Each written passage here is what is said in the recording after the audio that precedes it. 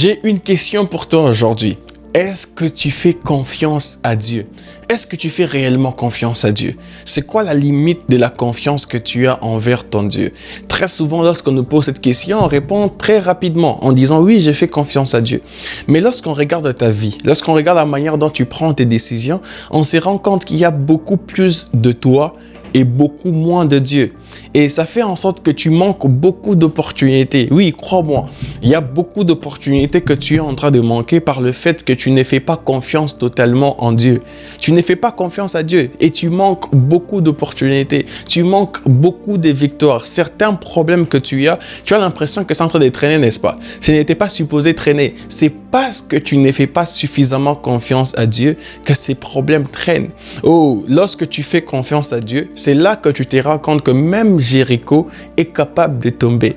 Oh, c'est là que tu te rends compte que même Goliath, aussi fort qu'il paraît, il est capable de tomber. C'est là que tu te rends compte que même la mer Rouge est capable de se séparer pour que toi tu puisses passer. Certaines situations que tu vis maintenant, tu as l'impression que ça traîne, n'est-ce pas? C'est parce que tu ne fais pas confiance totalement à Dieu. Qu'est-ce que Dieu t'a dit par rapport à ta situation?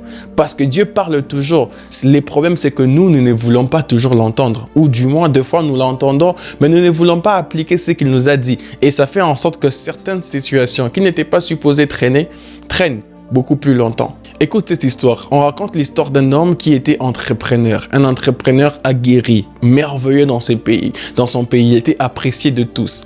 Alors, il faisait ses affaires un peu par-ci, par-là. Il évoluait. Par la grâce de Dieu, Dieu lui faisait grâce. C'était un très bon chrétien, un très bon enfant de Dieu qui faisait justement les choses selon la volonté de Dieu. Il est en train d'évoluer petit à petit. Un jour, il eut une révélation. Dieu lui a parlé. Dieu lui a dit, prends tes affaires, vends tout. Vends tout et prends tout ton argent, va acheter du sel. Oui, du sel, les sels qu'on utilise pour préparer avec. Oh, il s'est dit, mais c'est pas possible, ça c'est pas la voix de Dieu et sûrement c'est le diable qui veut me distraire parce que c'est ça qui nous arrive des fois. Dieu nous parle clairement, mais parce que c'est tellement clair, on a l'impression que c'est le diable. Parce que ça n'a pas de logique, parce que la parole de Dieu n'a pas de logique. On dit que c'est le diable. On s'attend à ce que Dieu soit rationnel comme nous sommes. Non, Dieu ne sera pas toujours rationnel. La Bible dit que les voies de Dieu sont insondables. La manière dont lui fait, nous, on ne pourra pas comprendre cela. Ses voies sont impénétrables. On ne peut pas s'imaginer la logique de Dieu. Ça ne marche pas. Alors, cet homme a eu justement cette révélation, cette parole de la part de Dieu de tout vendre. Et même son argent en banque, qui prennent tout et qui partent acheter du sel. Comme tout chrétien qui se respecte, à un moment donné, il a commencé à hésiter. Il a hésité, jusqu'à un moment, c'était devenu dérangeant pour lui. Il s'est dit, ok, je vais obéir à Dieu, peu importe ce qui va arriver, je vais obéir à Dieu. Il a pris justement tout son argent, il est allé acheter du sel. Il a acheté du sel, il le mettait dans un dépôt, il achetait petit à petit parce que voilà, c'était quand même beaucoup d'argent, il devait acheter un peu par-ci, par-là. Il a acheté du sel, il le mettait dans un dépôt. Lorsqu'il a acheté les derniers sels, c'est là justement qu'on a annoncé dans le pays qu'il y a pénurie de sel.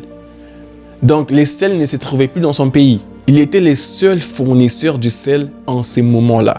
Cet homme qui était parti d'une base, il a vu ses finances se multiplier par 10 juste à cause de cette affaire-là. Oh, il a fait confiance à Dieu et il est devenu extrêmement riche. Comme je l'ai dit au début, nous manquons certaines victoires par le fait que nous ne faisons pas confiance à Dieu. Écoute ceci, même si ça ne paraît pas logique, même si ça n'a pas de sens, toi fais confiance à Dieu. Même si ce qu'il te dit, pour toi ça ne paraît pas du tout logique. Qu'est-ce qu'il y a à voir entre le fait de faire tomber les murs de Jéricho et de tourner autour pendant 7 jours? Est-ce qu'il y a un rapport? Il n'y a pas de rapport du tout, n'est-ce pas? Il n'y a pas de rapport. Mais lorsque Josué l'a fait, il s'est rendu compte que Jéricho est tombé. Ça n'a peut-être pas de rapport pour toi. Ça n'a peut-être pas de logique pour toi. Mais si c'est Dieu qui t'a dit de le faire, fais-le. Cette année 2026, Dieu va te récompenser par rapport aux risques que tu prendras. C'est lui qui prendra les risques de faire confiance à Dieu. Il verra comment est-ce que Dieu va les récompenser abondamment dans sa vie. Oh, cette année, si l'année passée, tu as pris du temps pour obéir à Dieu, cette année ne prends pas du temps. Ce qu'il te dit de faire, fais-le. Dans tes affaires, fais-le. Dans tes relations, fais-le. Dans tes études, vas-y. Même si ça paraît ne pas être rationnel, même si les gens se moquent de toi autour de toi, même si tu sais que Tu vas perdre certaines personnes sur ton parcours. Fais confiance à ce Dieu qui t'appelle. Parce que lorsque Dieu t'appelle, il se rassure que tout puisse se passer de la meilleure des manières que possible. Si tu as aimé cette vidéo, n'oublie pas de liker, de t'abonner, de partager cela à un ami, de commenter aussi. Ça nous fait toujours plaisir de recevoir vos commentaires. À très bientôt pour une nouvelle vidéo.